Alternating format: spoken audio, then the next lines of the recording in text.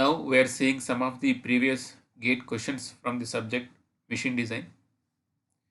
A gear set has a pinion with 20 teeth and a gear with 40 teeth. The pinion runs at 30 revolutions per second and transmits a power of 20 kilowatts. The teeth are on the 20 degrees full depth system and have a module of 5 mm. The length of the line of action is 19 mm. This is a given data. For this given data, we have two common questions.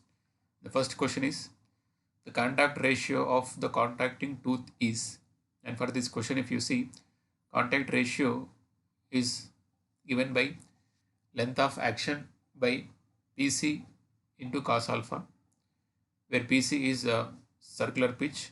We know circular pitch PC, we can write it as pi d by t, and we know d by t is nothing but module.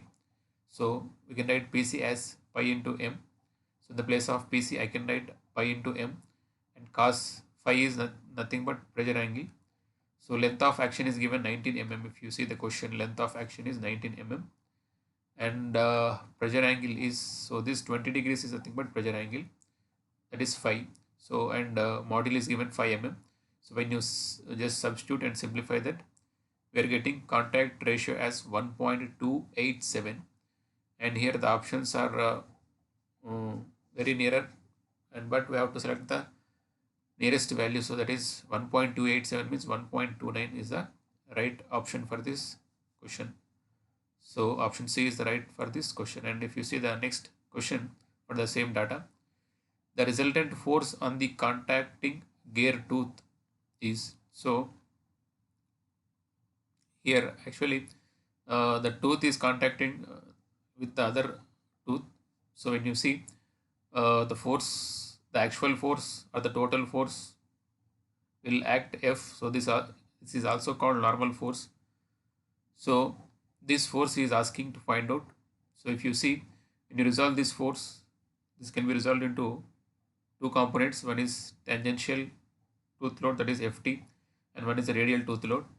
And here to calculate, we'll use tangential tooth load, and tangential tooth load is given by power by velocity. So how you can write means, here the force responsible for the power transmission is nothing but Ft, tangential tooth load. So you can write power is force into velocity. So how we can write means, we know force into distance by time is nothing but velocity, but force into distance is work, and per time, if you write, it is work by time is nothing but power. So simply you can say that you can write power as force into velocity, and here the force responsible for the motion or power transmission is Ft. So you can write Ft into V, and from that you can write power is, sorry, Ft is power by velocity. Ft is power by velocity. Power is given 20 kilowatts, and we are substituting that in watts. That is 20 into 10 to the power of 3 watts. And here velocity is linear velocity, but gear is rotating.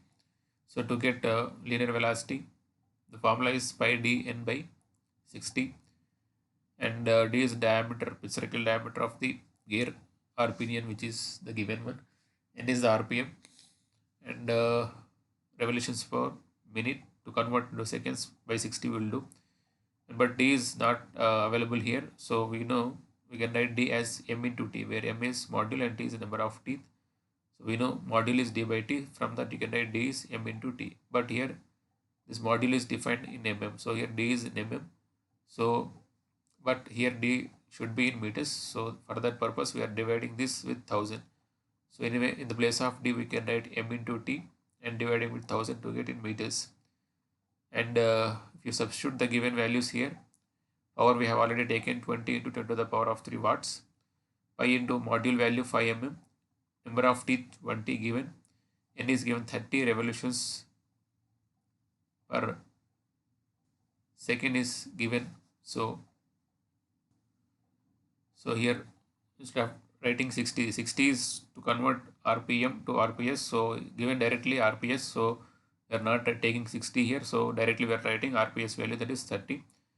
And when you simplify this, we are getting Ft value as 2.123 kilonewtons. From that, if you write F. So if you see from this, correct, cos phi is equals to Ft by F. From that, F is equals to Ft by cos phi. Ft we got 2.123 kilonewtons by cos phi value 20 degrees. When you simplify that, we are getting F value as 2.259 kilonewtons, or it is 2259 newtons. But here the given options are option C is the nearest option, that is 2258.1. So it is the nearest option. So we'll go for option C. So for this question, option C will be the right answer. And if you see the next question, the expected life of a ball bearing subjected to a load of 9800 newtons and working at 1000 rpm is 3000 hours. What is the expected life of the same bearing for a similar load of 4900 newtons? Similar load means similar kind of load, is gradual or impact, something like that. Similar kind of load, that is 4900 newtons, and at a speed of 2000 rpm. So expected life is asking for first condition is given 3000 hours, and in the second condition for 4900 newtons and for 2000 rpm is asking the life in hours. So if you see the relation between the life of a bearing and equivalent load will be, life is inversely proportional to equivalent load, that is cube of equivalent load. From that, if you write L1 by L2 is equals to P2 by P1 whole to the power of 3. And anyway, this formula is in million revolutions, and we require in hours. So to convert in revolutions to hours, we have the relation, that is 60 into N into LH. So L is equals to 60 into N into LH. So then on the first left side, suppose if you write left side L is equals to right side 60 into N into LH, the left side value is in million revolutions. So anyway, when you are converting that into hours, so I will write in 60 into N into LH. So first things are given, first conditions, 60 into N value in the first condition, N value is 1000 rpm, and LH is given 3000 hours, and for the second condition 2000 rpm is given. We require life in second condition in hours. For the second condition, the load is 4900 newtons, and for the first condition the load is 9800 newtons. So P2 by P1 means 4900 by 9800, and the whole cube is there anyway. So when you just simplify this, we are getting the life for the second case is 12,000 hours. So option B is the right option here. And if you see the next question, if the load on ball bearing is reduced to half, the life of the ball bearing will, option A increases 8 times, option B increases 4 times, option C increases 2 times, option D not change. And here the correct answer is option A. So we have just seen the relation between the life of the bearing and equivalent load will be, the life of bearing is inversely proportional to the equivalent load, or simply load if you see. So you can write from that L2 by L1 is equals to P1 by P2 whole power of 3. Ball bearing is anyway 3 here, and suppose for the first condition, if you assume load as P, and for the second condition means, the second condition the load is half, it is made half, load is made half, so P by 2 you will write, and when you simplify this you will get 8. So L2 is 8 times of L1, means L2 is increased 8 times than L1. So you can say option A is the right option for this question. And if you see the next question, spherical roller bearings are normally used for increased radial load, for increased thrust load when there is less radial load, or to compensate for angular misalignment. The spherical roller bearings, the roller is of some spherical type, not exactly cylindrical type. It is given some radius curvature on the surface of the cylinder for the roller. So when that structure is given, so it is given to compensate some angular misalignment. So here the option D is the right option for this question. And if you see the next question, the basic load rating of a ball bearing is, and some of the options are given A, B, C, D. The maximum static radial load that can be applied without carrying a plastic deformation, and option B, option C. Option B is radial load at which 90% of the group of apparent identical bearings run for 1 million revolutions before the first evidence of failure. Option C, maximum radial load that can be applied during operation without any plastic deformation of bearing components. And option D, a combination of radial and axial loads that can be applied without any plastic deformation. And if you see the basic load rating, so rating load or load rating means it is 90% of the bearings been complete successfully before the first evidence of failure. So that is nothing but basic load rating. So option B is the right option for this statement. And if you see the next question,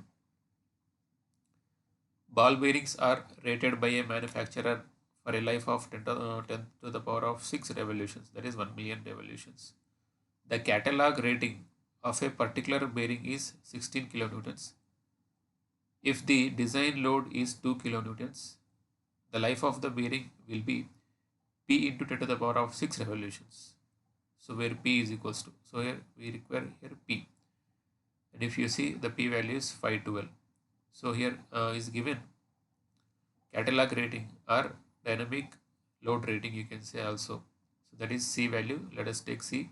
It is 16 kilonewtons, and design load is given. That is, let us take P 2 kilonewtons. So the relation between the life and catalog load rating and design load is nothing but is L is equals to C by P whole to the power of N million revolutions. This formula is in million revolutions, and is given ball bearing. So for ball bearing, N will become 3. So in the next step you can write L is equals to, the place of C is given 16 kilonewtons and P 2 kilonewtons, and ball bearing N value 3. These many million revolutions, and it is given the life of the bearing is given some value into some value into, that is 10 to the power of 6, P into 10 to the power of 6 revolutions given. So when you equate that to the P into 10 to the power of 6 revolutions, and here on the right side if you simplify that, we are getting 512, and this is million revolutions means 10 to the power of 6 revolutions. So when you compare here, the P value will be 512. And if you see the next question, the dynamic load capacity of 6306 bearing is 22 kilonewtons. Dynamic load capacity, dynamic load rating, or catalog load rating, all are same. The rating life. So anyway, we'll see that the maximum radial load it can sustain to operate at 600 revolutions per minute for 2000 hours is. So here we have to calculate maximum radial load that can be withstand, or design load, anything. Some of the options are given here. So if you see, option D is the right option for this question. If you see the relation between the life of the bearing in revolutions and in hours is given by L into 10 to the power of 6 is equals to 60 into N into LH. We have seen this anyway. So here L will be in revolutions, and if you want to tell in million revolutions means only it is L is equals to 60 into N into LH. So when you here if you see, if you give here, it is it will give in value in million revolutions anyway. See, N value 600, and given it is 600 revolutions per minute, RPM is given, and LH is given 2000 hours, and so when you just simplify here, we are getting the L value is 72 million revolutions. Anyway, so here in this relation, L you have to take in revolutions only. So such that we are taking into 10 to the power of 6 to convert to million revolutions. So anyway, if you see L is equals to, once again we know C by P whole to the power of 3. So L we got 72 million revolutions, and C is given here. Dynamic load capacity is 22 kilonewtons. It is a bearing number, and this is a dynamic load capacity 22 kilonewtons. So for the place of C we can substitute 22, and it is P cube. So when you solve for P, the value is 5.29 kilonewtons. So option D is the right option for this question.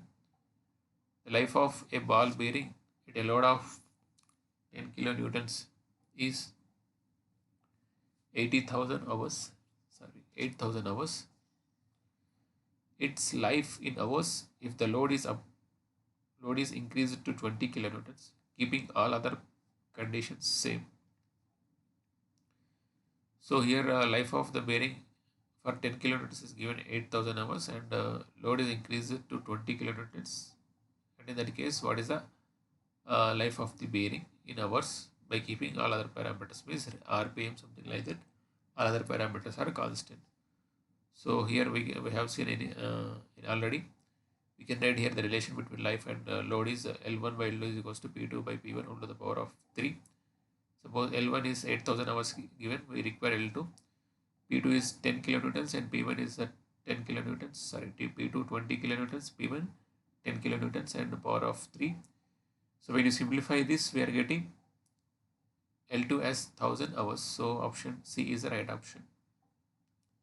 And if you see the next question here, for ball bearings, the fatigue life L measured in number of revolutions and radial load F are related by F into L to the power of 1 by 3 is equals to K, where K is a constant. It withstands a radial load of 2 kilonewtons for a life of 540 million revolutions. The load in kilonewtons for a life of 1 million revolutions is, and here the answer is 16.286 kilonewtons. So here is given the relation between the life and load. So that is F into L to the power of 1 by 3 is K.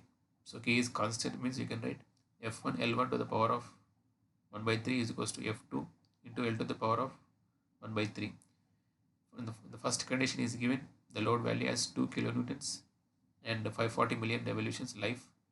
So in the place of F1 you can write 2 kilonewtons and L1 540 million revolutions.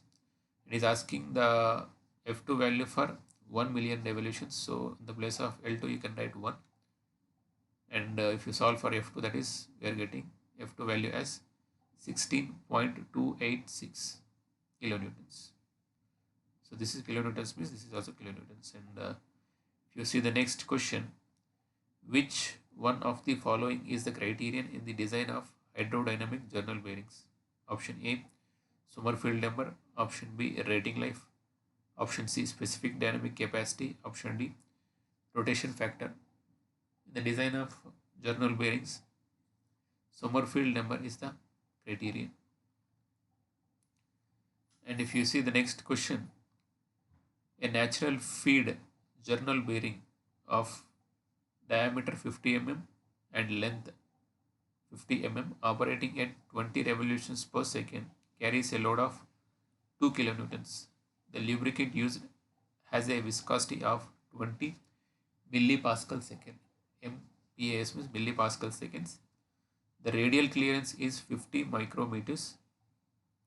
The Sommerfeld number for this bearing is, some of the options are given here, and here the correct option is option B, 0.125. Let's see here, Sommerfeld number is given by mu into Ns by P into R by C whole square, where mu is coefficient of friction. I'm sorry, in this case mu is viscosity.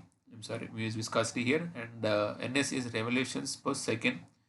P is the pressure on the bearing, and R is the radius of journal, and C is the radial clearance. If you see,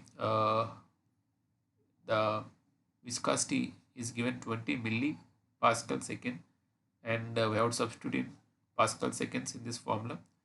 So that is 20 into 10 to the power of minus 3.